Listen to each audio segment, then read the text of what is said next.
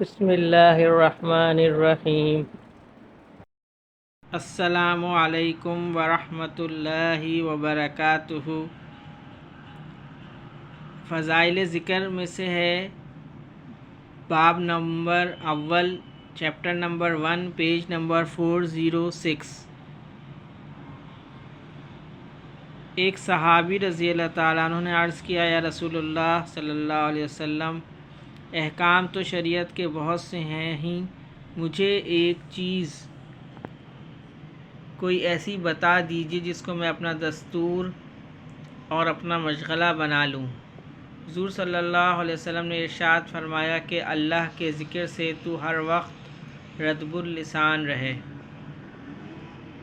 ایک اور حدیث میں ہے، حضرت معاذ رضی اللہ تعالیٰ عنہ فرماتے ہیں کہ جدائی کے وقت آخری گفتگو جو حضور صلی اللہ علیہ وسلم سے ہوئی وہ یہ تھی، میں نے دریافت کیا کہ سب اعمال میں محبوب ترین عمل اللہ کے نزدیک کیا ہے؟ حضور صلی اللہ علیہ وسلم نے ارشاد فرمایا کہ اس حال میں تیری موت آئے کہ اللہ کے ذکر میں رطب اللسان ہو۔ فائدے میں حضرت فرماتے ہیں، جدائی کے وقت کا مطلب یہ ہے کہ حضور اکرم صلی اللہ علیہ وسلم نے جب حضرت معاذ رضی اللہ تعالیٰ عنہ کو اہل یمن کی تبلیغ و تعلیم کے لیے یمن کا امیر بنا کر بھیجا تھا، اس وقت رخصت کے وقت حضور صلی اللہ علیہ وسلم نے کچھ وصیتیں بھی فرمائی تھیں اور انہوں نے بھی کچھ سوالات کیے تھے۔ شریعت کے احکام بہت سے ہونے کا مطلب یہ ہے کہ ہر حکم کی وجہ آوری تو ضروری ہے ہی، لیکن ہر چیز میں کمال پیدا کرنا اور اس کو مستقل مشغلہ بنانا دشوار ہے۔ اس لیے ان میں سے ایک چیز جو سب سے اہم ہو مجھے ایسی بتا دیجیے کہ میں اس کو مضبوط پکڑ لوں اور ہر وقت ہر جگہ چلتے پھرتے اٹھتے بیٹھتے کرتا رہوں۔ ایک حدیث میں ارشاد ہے کہ 4 چیزیں ایسی ہیں کہ جس شخص کو یہ مل جائیں اس کو دین و دنیا کی بھلائی مل جائے۔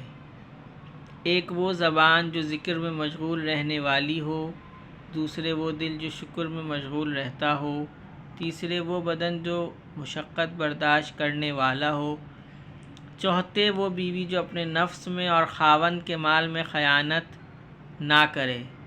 نفس میں خیانت یہ ہے کہ کسی قسم کی گندگی میں مبتلا ہو جائے۔ رطب اللسان کا مطلب اکثر علماء نے کثرت کا لکھا ہے اور یہ عام محاورہ ہے۔ ہمارے عرف میں بھی جو شخص کسی کی تعریف یا تذکرہ کثرت سے کرتا ہے تو یہ بولا جاتا ہے کہ فلاں کی تعریف میں رطب اللسان ہے، مگر بندہ ناچیز کے خیال میں ایک دوسرا مطلب یہ بھی ہو سکتا ہے کہ وہ یہ کہ جس سے عشق و محبت ہوتی ہے اس کا نام لینے سے منہ میں ایک لذت اور مزہ محسوس ہوا کرتا ہے۔ جن کو باب عشق سے کچھ سابقہ پڑ چکا ہے وہ اس سے واقف ہیں۔ اس بنا پر مطلب یہ ہے کہ اس لذت سے اللہ کا پاک نام لیا جائے کہ مزہ آ جائے۔ میں نے اپنے بعض بزرگوں کو بکثرت